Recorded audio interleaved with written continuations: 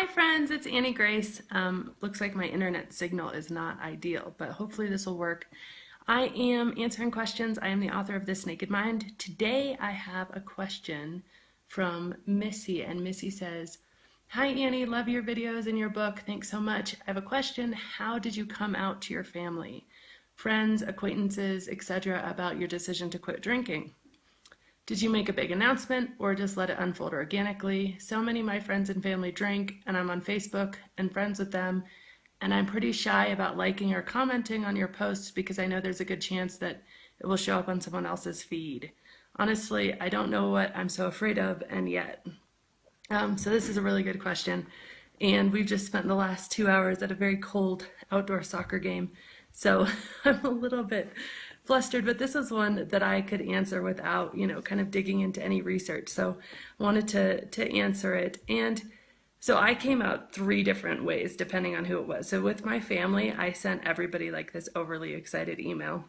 And the shock factor is totally enjoyable for me, and I may be unique in that, but the fact that I had been such a heavy drinker for so long, sending an email like that was, I should find the email and post it because it was just hilarious. And it was like, "I'm never drinking again, and that's my decision." Like, it was just hilarious and over the top and way overly excited. And I had this literal sense of euphoria and just almost ecstasy when I quit drinking. It was the feeling that I never have to quit again or drink again. I never have to be hungover. I never have to make another bad decision. I never have to worry about what I said the night before. Like, I felt so much freedom. Like I had just been unchained. Like I had been awoken from this just weird daze of what was I doing and why, and I don't have to do that. Now, it took me a while to get there. I had to go through all the liminal points. I had to do all the research. I had to completely reshift my brain to where I saw alcohol in its naked light, where I saw it like, why would I put that in my body?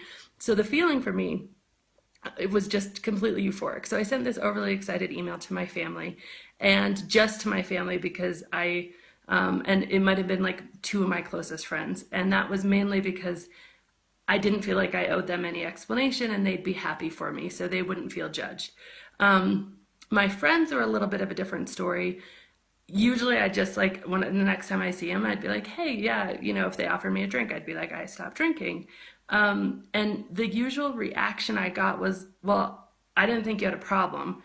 And that was generally from people who were drinking just as much as I did. And it was, wait, does that mean I have a problem? And so it became a pretty quickly defensive conversation. And Missy, I think that's what you're probably most afraid of. And that's really tricky. It's just tricky. And I don't know, I wish I had like this magic bullet for it. But when you make a choice like this, you've elevated yourself. You've said, even if you're not outwardly judgmental, and I don't think any of us are when we're doing this. Like, this is a personal choice that we're making for us in our lives. But the effect of the choice is that you've pretty much said, like, I'm holding myself to a different standard all of a sudden. I'm not going to put that in my body anymore. I'm not going to let that risk my health anymore. I'm not going to get sloppy anymore.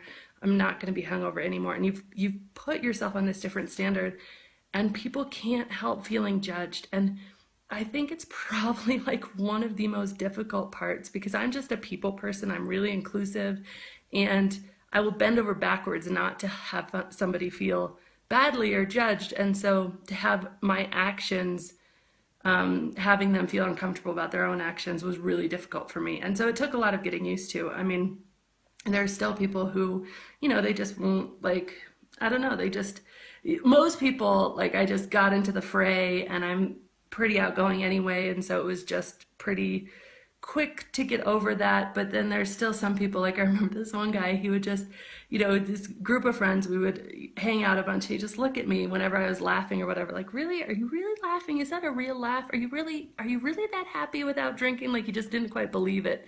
There was a lot of just, I just felt this kind of energy of being observed. So I think it's a hard one. I think, and then how I came out to my colleagues was again different. And that was something where I did not expect. That was my big awakening for how people can be less than sensitive about anything, because if you say you're not, I mean, I got interrogated. I was thinking, okay, these are my coworkers. They're not going to care. But the truth was that most of my drinking happened with my coworkers. And so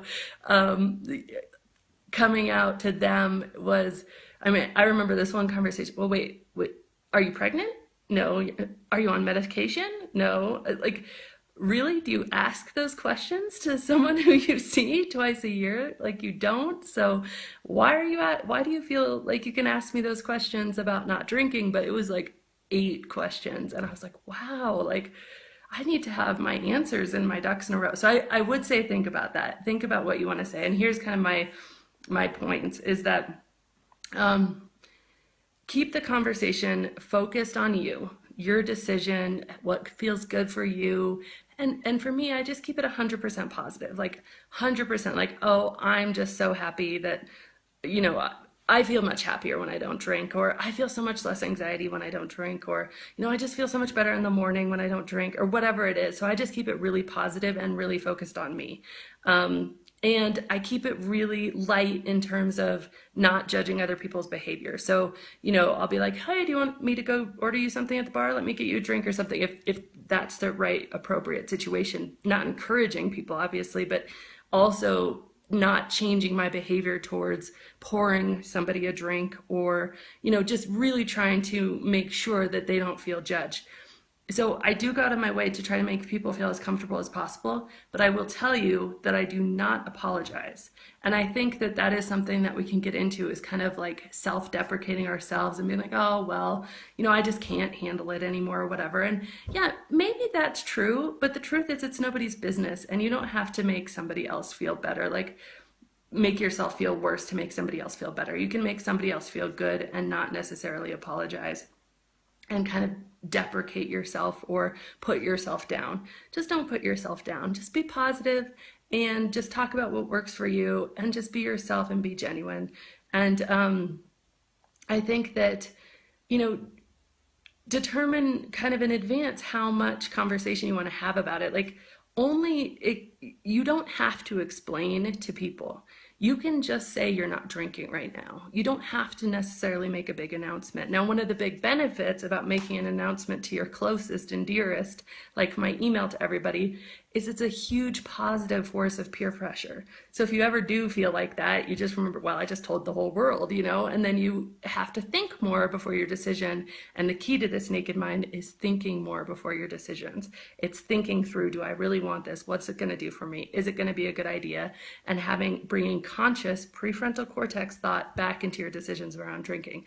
So by having that positive peer pressure, that stops you. It stops you from just picking up a bottle without thinking of it, because all these other people know.